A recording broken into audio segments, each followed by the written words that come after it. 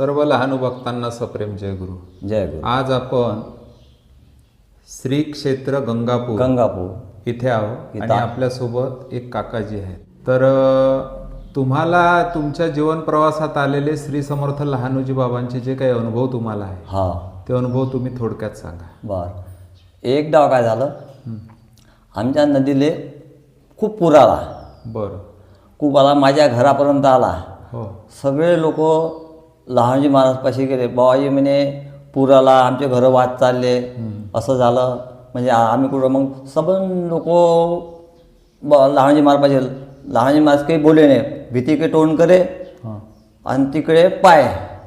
मग 200-400 लोक जमल्यानंतर काय झालं, लहानजी महाराज काय म्हणे, बरं धूत तिची बेल आहे म्हणे, आता जात लागते म्हणे. बाबाजी समोर निघाले नदीच्या रस्त्यानं. त्याच्यानंतर काय झालं, बाबाजीच्या मागं लोक 200-300. त्याच्यानंतर काय झालं का मग बाबाजी धसले पाण्यात धसल्यानंतर काय झालं तर असं पाणी फिरलं. तिला गंगाले काय म्हणते, तू म्हणते आता जनता मारून राहिली काय म्हणते, तू जनता मारून राहिली काय म्हणते. तर 5-10 असं म्हटलं आहे ना. त्याच्यानंतर मग बाबाजी पाण्यात धसल्यानंतर इतक्या पाण्यात गेले. पाण्यात गेल्यानंतर लहानजी महाराज असं पाणी वर फेकल्यानंतर नदी थांबलीनंतर काही बाबाजी पाण्यातून निघाले. पाण्यातून निघाल्याच्या नंतर काय झालं, मग बाबाजीचे कपडे कोड्डेच होते. बाबाजी पूर्ण कोड्डे कपडे. तर बाबाजी म्हणे आता काही मागं सरते म्हणे, चला म्हणे आपल्या घराकडे वापस जाऊ म्हणे आपण म्हणे. बाबाजी घरापर्यंत नदी एकदम चालली मागं सरकत. तर असं झालं होतं बाबा ते. असं का? हा प्रसंग तुम्हाला माहित आहे? हा, एवढा प्रसंग माहित आहे बाबा. अच्छा. जास्त बोलण्यात काही फायदा नाही. तुम्हाला जे माहित आहे ते सांगितलं तुम्ही. बरोबर. महादेवकाच्या गोष्टी. तुमचं पूर्ण नाव काय म्हटलं? प्रकाश दौलतरावजी जामकुटे. मूळ गाव टाकरखेड. असं. काय वय आहे तुमचं? मला 70च आहे. 70 वर्षाचं. हा. बरं. आज इथे काय दर्शनाला आले का? नाही, मी इथंच आता दर्शनाला येत असतो. इथं राव पहिले. मी पडल्यानंतर काय झालं, माझी कंबर गेली. मग आता 20-25 दिवस झाले मी आता घरीच आहे. असं. माझं शेत आहे तसा. हो. मग आता घरीच गेलो. मग बरोबर. टाकरखेडलाच आहे समजा आता? हो, मी टाकरखेडलाच आहे. अच्छा. हा, टाकरखेड. माझा मुलगा टाकरखेडच राहते. हो. दुकानात फोटोच्या. बरोबर. हा, ते राहुल जामकुटे. बरोबर. तर आज तुम्ही थोडक्यात का होईना जो तुम्हाला प्रसंग आठवला तो प्रसंग तुम्ही विशद केला. आणि बाबाजीचा जो काही महिमा होता, म्हणजे गावावर आलेलं त्या काळातलं ते फार मोठं संकट होतं. संकट. लहानोजी लीलामृत अध्यायामध्ये सुद्धा ग्रंथामध्ये त्याचा उल्लेख आहे. काय? हो, आहे, उल्लेख आहे. फार मोठं गावावर आलेलं संकट. खूप. अगदी कृष्ण लीलेनं म्हणा असं ते गावावरचं संकट त्यांनी नाहीसं केलं. लहानजी महाराज. अजूनही तुमच्या गावामध्येच त्यांचा रहिवास आहे. समाधी आहे तुमच्या गावामध्ये. एवढं मोठं पावन ठिकाण ते लहानोजी बाबांचं झालेलं आहे. तर मग त्यानंतर काही लहानजी महाराज काय झालं, लहानजी महाराज म्हणजे माझ्या घरी येतो म्हणे. बरं. तुम्हाला? मला म्हणे. हो. त्या म्हटलं बाबा माझ्या घरी या, म्हटलं बाबाजी. येतात. मग बाबाजी आल्यानंतर काय झालं, मला काही त्यांनी दिवस दिला नाही. बाबाजीनं दिवस काही दिला नाही मला त्यानं. तर बाबाजी नंतर काही तिसऱ्या दिवशी आले. त्यानंतर काय झालं, भर ऊन होती. 1:30चा टाईम होता. राज लोक काम करून राहिले ते. बाबाजी काही कोण्या रूपात आले, ह्या उन्हाळ्या एवढे नागाच्या रूपात आले. त्याने मला सांगितलं होतं का बाबाजी मी तुमच्या घरी येतो म्हणे. म्हणे मी या म्हटलं बाबाजी. त्यानंतर बाबाजी आली, ह्या मोठे होऊन आले.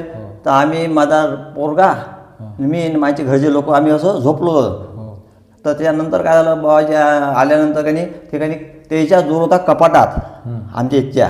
तर बाबाजी हे काय म्हणते, भल्ले भांडे पाडून राहिले.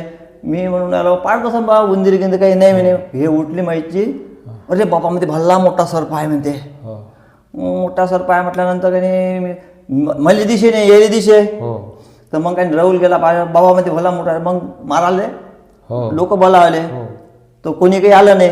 आल्यानंतर काय झालं, मग ते बाबाजी खाली होते तर वर गेले, आड्यावर गेले. पहिलं होतं माझं घर कौलाचं. मग आड्यावर गेल्यानंतर मग आता मी म्हटलं आता हे काय म्हणते जाणार तुम्ही पाहूनच राहिले मग गेलो बा बोलावला झाले मारासाठी. गेल्यानंतर काय झालं तो आला मग माझ्या मतानं. तो काय म्हणते अरे बापरे म्हणते माझी एवढी वय झाली म्हणते पण मी असा सर्प काही पाहिला नाही म्हणते. पण काही असो बा म्हणते तरी मी मारतो पण मला दिसेच नाही. त्याला दिसे मला दिसे नाही. त्यानंतर काय झालं मग त्याने एवढी काळी घेतल्यानंतर काय नाही तो असा होता मला दिसे नाही. तो एवढं क्षद्र होतं. एवढं क्षद्र असल्यानंतर तो एवढाही मोठा त्या क्षद्रात गेला. असं काय तो काय म्हणते मग फोडायला लावली भीत फोडता मला आली आठवून. भीत फोडता मी म्हटलं बाबाजी तर आपल्या घरी येऊन राहिले होते बा. मग आपण तर म्हटलं बाबाजीले का या बा. हो मग काही फटकन आठवून आलं मला. आठवून आल्याच्यानंतर काही मी ते थांबवल्यानंतर बाबाजी सोमवारी मी संध्याकाळच्या पायरी माझ्या घरी आले. बाबाजी काय म्हणते मी आता तुला सांगितलं होतं म्हणजे जाम कुठे का बा तुमच्या घरी मी येणार आहे. तो आता मला लोक आणले होते म्हणे. बाबाजी म्हटलं मला काही माहीत नाही बाबा म्हटलं तुम्ही चांगल्या रूपात येत असाल तर या बा म्हटलं ह्या रूपात आले मला काही माहीत नाही बा म्हटलं बाबाजीला म्हटलं. त्याच्यानंतर काही बरोबर काही हरकत नाही म्हणते पण मी तुझ्याच घरी तरी येईन म्हणते. काय म्हणते तुझ्याच घरी येईन म्हणते. मी म्हणते इथून म्हणते माझं घर आहे म्हणते तिथून नदी जातं नदीहून तुझ्या घरी येतो म्हणते. तुझ्या घरून माझ्या घरी येतो म्हणे अधिक गंगापूरला येतो म्हणते. पण मी आल्याशिवाय राहणार नाही म्हणते तुझ्या घरी. तर मला 2 खेपा लहानजी महाराज काही ह्या रूपात दिसले. असं काय ह्या रूपात सापाच्या रूपात तुम्हाला दर्शन दिलं. हा श्री संत लहानजी महाराज की जय. मकानाचा प्रसंग सांगा. तर मग म्हणे लहानजी महाराज आले तर म्हणे लाईन आता सलाब टाका लागते. बाबाजी माझ्याजवळ पैसे नाही काही नाही. त्याजवळ तर पैसे आहे म्हणे. त्याजवळ पैसे नाही बाबाजी पैसे नाही. मग म्हणे 10 लाखात होईन काय 15 लाखात होईन काय 20 लाखात होईन काय तेच वरली येत जाय. मी काही लावत नाही जात मग बाबाजी भल्ला आले का तू बयाड आले का तू भल्ला बयाड आहे. मग मला म्हटलं बाबाजीने म्हटलं मी ऐकलं म्हटलं बाबा ह्या वरली बाबाजी म्हणले देऊ नका म्हटलं बा म्हणजे शेतीचा वरली द्या बा म्हटलं.